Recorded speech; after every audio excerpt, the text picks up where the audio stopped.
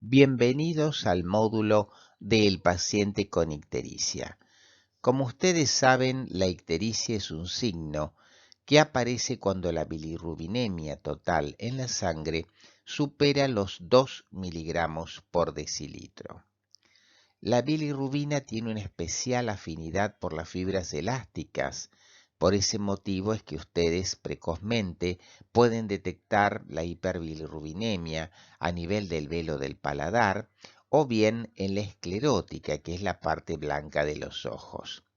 También la impregnación de las mucosas tiene que ver con la mayor distribución de elastina que existe en la piel, y eso es importante para que ustedes reconozcan de alguna manera la ictericia y puedan diferenciarlas de otras alteraciones como las llamadas pseudoictericias.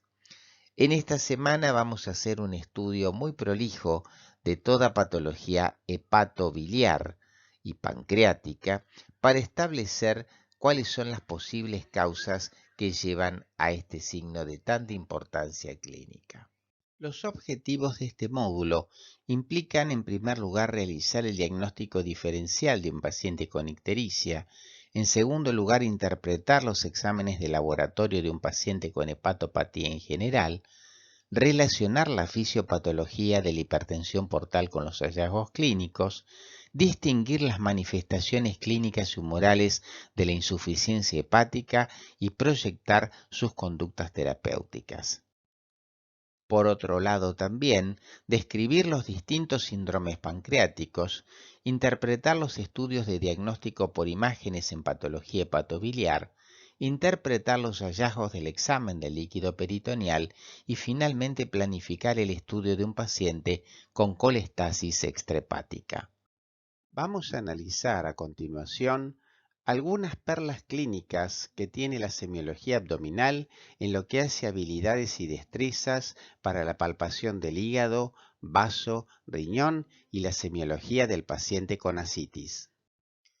Con respecto a la palpación del hígado, debemos decir que en un paciente que está en decúbito dorsal, el hígado está situado a nivel de la línea hemiclavicular por arriba a la altura de la quinta costilla o del cuarto espacio intercostal y por debajo el borde anterior no suele sobrepasar el reborde costal. Este órgano tiene una particularidad que es la movilidad respiratoria directa y que es palpable a 2 traveses de dedo por debajo del reborde costal en inspiración profunda. Un hígado palpable más allá de ese límite puede obedecer a una relajación de los medios de fijación que provocan una caída del órgano, lo que se conoce como ptosis hepática, o bien a una verdadera hepatomegalia. Para diferenciarlos debemos delimitar en primer lugar percutoriamente el límite superior del hígado y después delimitar palpatoriamente el borde inferior del mismo. Cuando la distancia entre el límite superior y el borde inferior supera los 12 centímetros, decimos entonces que existe hepatomegalia.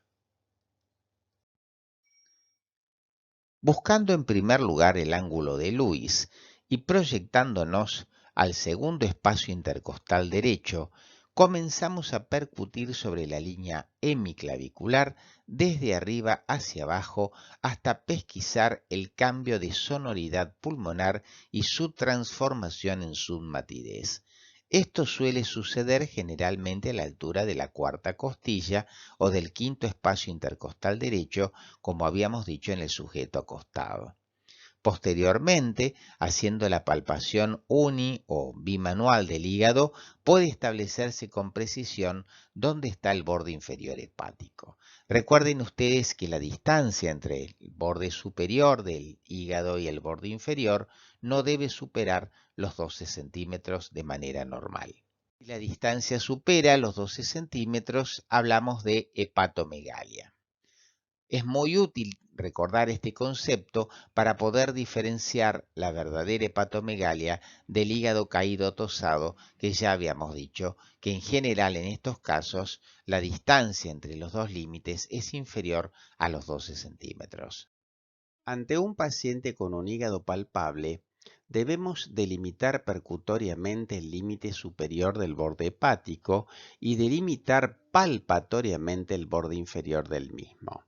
Si la distancia existente entre el límite superior y el límite inferior es superior a 12 centímetros, hablamos de hepatomegalia. Por el contrario, si la distancia es menor a 12 centímetros, se trata de un hígado caído por relajación de sus medios de contención. Es lo que se llama hígado tosado.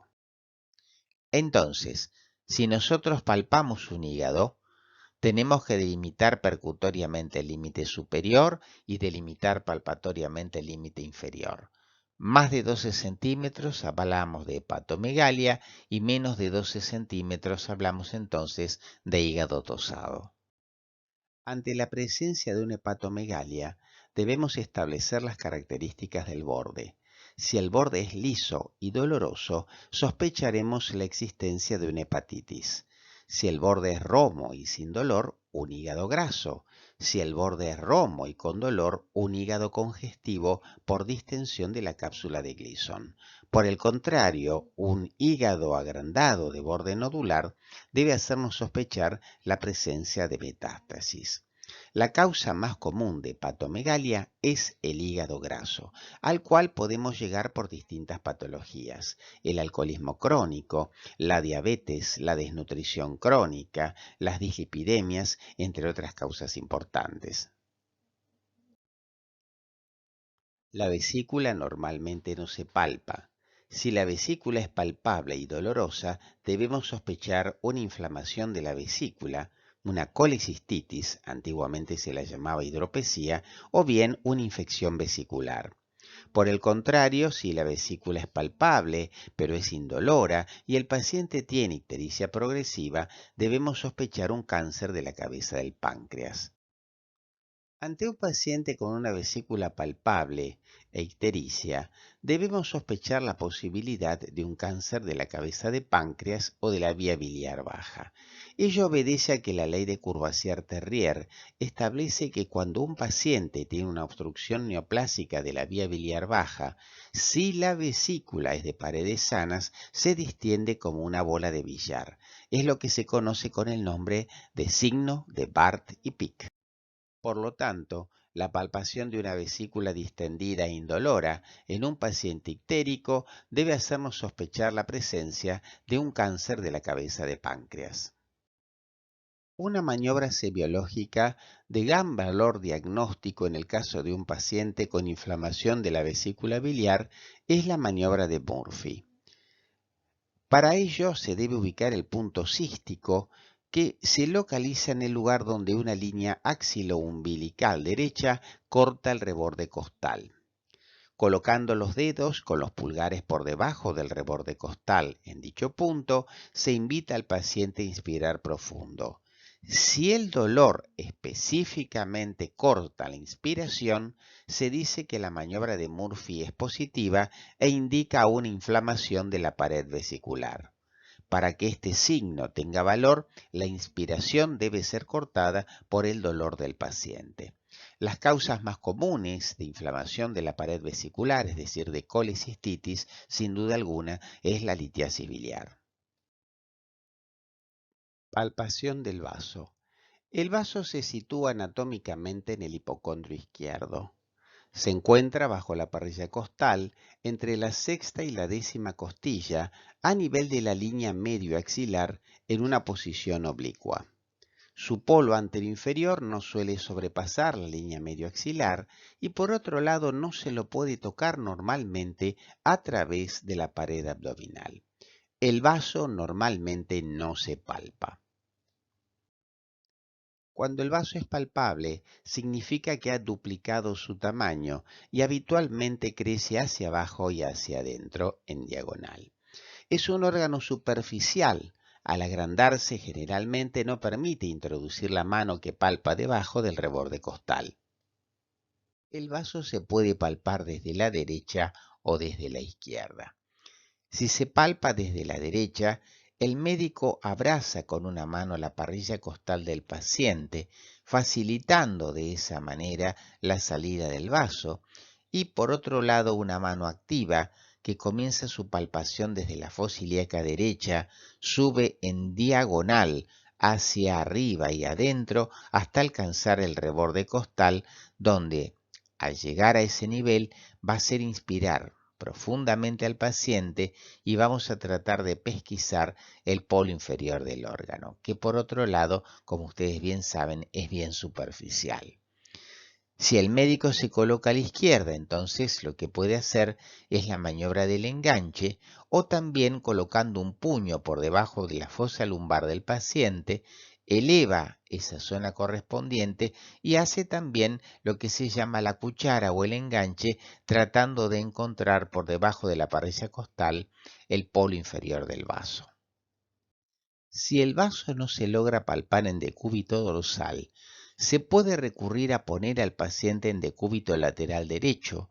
Se le pide que flexione un poco su pierna izquierda y relaje la pared abdominal, y en esa posición, conocida como posición de Schuster, y ubicándose el médico por detrás del enfermo, se intenta enganchar, como se ve en la fotografía, el polo inferior del vaso durante la inspiración profunda.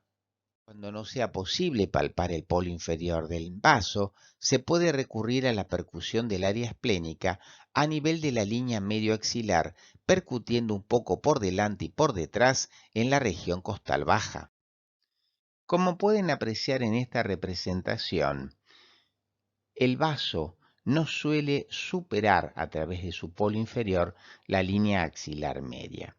Fíjense que cuando se agranda el vaso, es decir, que ha duplicado su tamaño natural, si se pesquisa una matidez que se proyecta por delante de la línea axilar anterior, se estima que el vaso ya puede estar grande y esto es básicamente diagnóstico de esplenomegalia.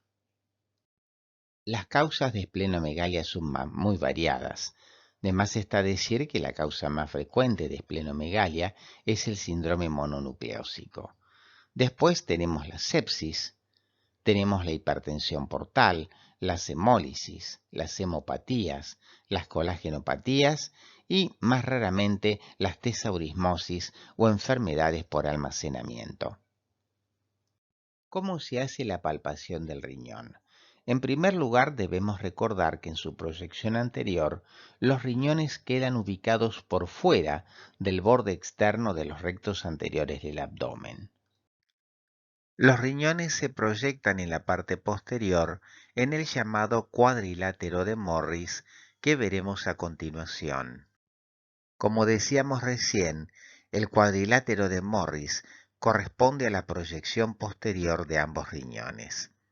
Está delimitado por dos líneas horizontales, una superior que pasa por la 11ª vértebra dorsal y una inferior que pasa por la tercera lumbar, y dos líneas verticales, una que corre a 2,5 centímetros de la columna vertebral y la segunda línea vertical que corre a 9 centímetros de la columna vertebral. Queda delimitado entonces el cuadrilátero de Morris, que es no solamente la proyección posterior de los riñones, como habíamos dicho, sino el lugar donde ustedes van a realizar la llamada puño percusión lumbar. Normalmente solo es palpable el riñón derecho, debido a la compresión que el hígado ejerce sobre él. La maniobra para realizar la palpación del riñón recibe el nombre de maniobra de Goujon.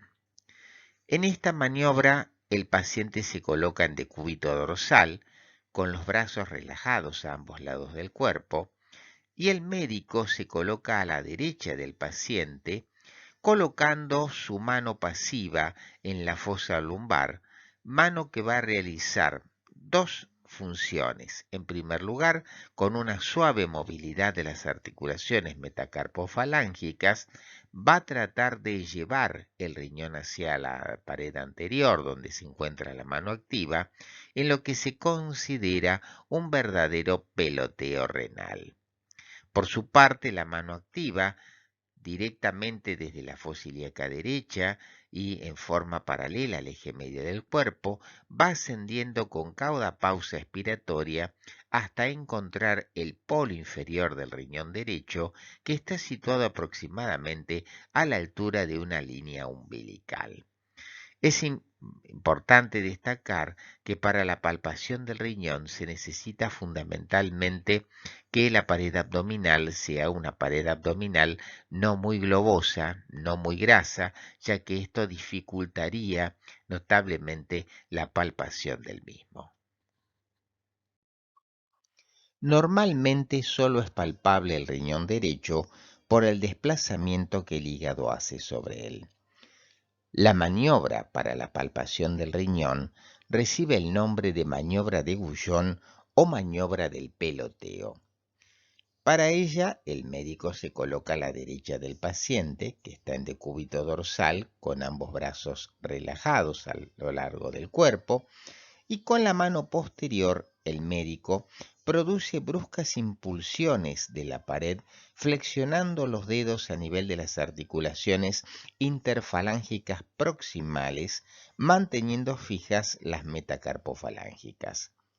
Por su parte, la mano anterior, a partir de la fosa ilíaca derecha, va ascendiendo paralelamente al eje medio del cuerpo, tratando de deprimir la pared abdominal y a fin de advertir el choque contra sus dedos de la víscera desplazada hacia adelante por las impulsiones de la mano posterior.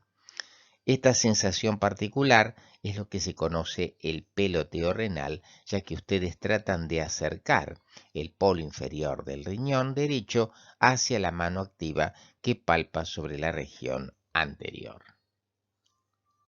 Normalmente solo es palpable el riñón derecho por el desplazamiento que el hígado hace sobre él. La maniobra de palpación del riñón recibe el nombre de maniobra de Goujon o maniobra del peloteo renal.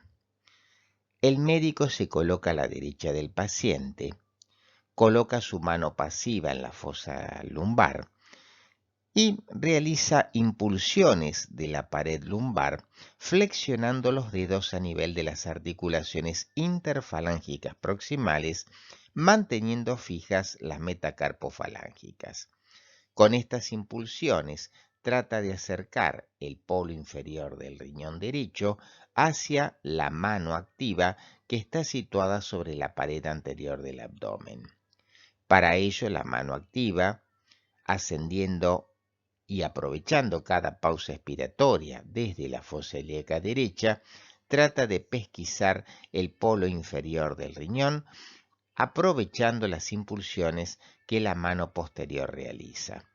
Esta es la maniobra que se conoce también con el nombre de peloteo renal por el efecto que la mano posterior realiza tratando de llevar el riñón hacia adelante para que la mano anterior pueda reconocerlo.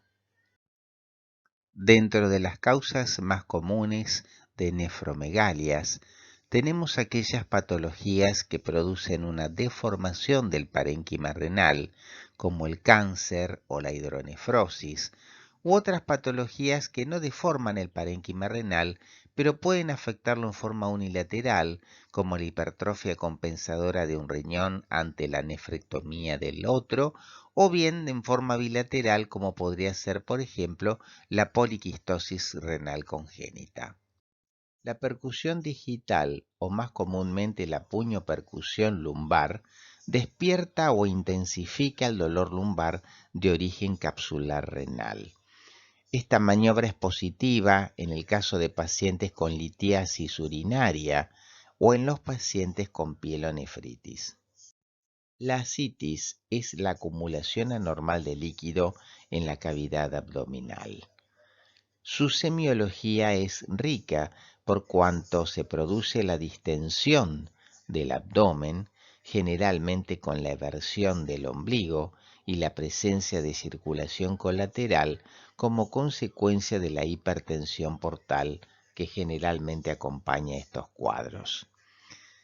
La percusión de la citis se realiza en forma radiada, es lo que se conoce con el nombre de percusión en damero, y se obtiene una línea de concavidad superior de matidez. Ahora bien, una vez que han delimitado la matidez, lo que tienen que hacer es cambiar al paciente de decúbito para saber si la matidez es desplazable o no. ¿Qué significa esto? Básicamente, entender si el paciente tiene una citis libre o si está tabicada, como en el caso de una tuberculosis o como en el caso del cáncer. Para ello, busquen ustedes un sitio de matidez, lateralicen el paciente hacia uno de los decúbitos laterales y van a ver entonces cómo se modifica la matidez en función de los cambios de postura del paciente. Por otro lado, es importante considerar que si el paciente tiene asociado una hepato o una esplenomegalia, ambos órganos pueden ser deprimidos por debajo de la parrilla costal con un simple movimiento de flexión de las metacarpofalángicas, viendo lo que se obtiene, un signo que es lo que se conoce con el nombre de signo del témpano, que habla básicamente de una citis importante y también de una hepatomegalia o de una esplenomegalia también importantes.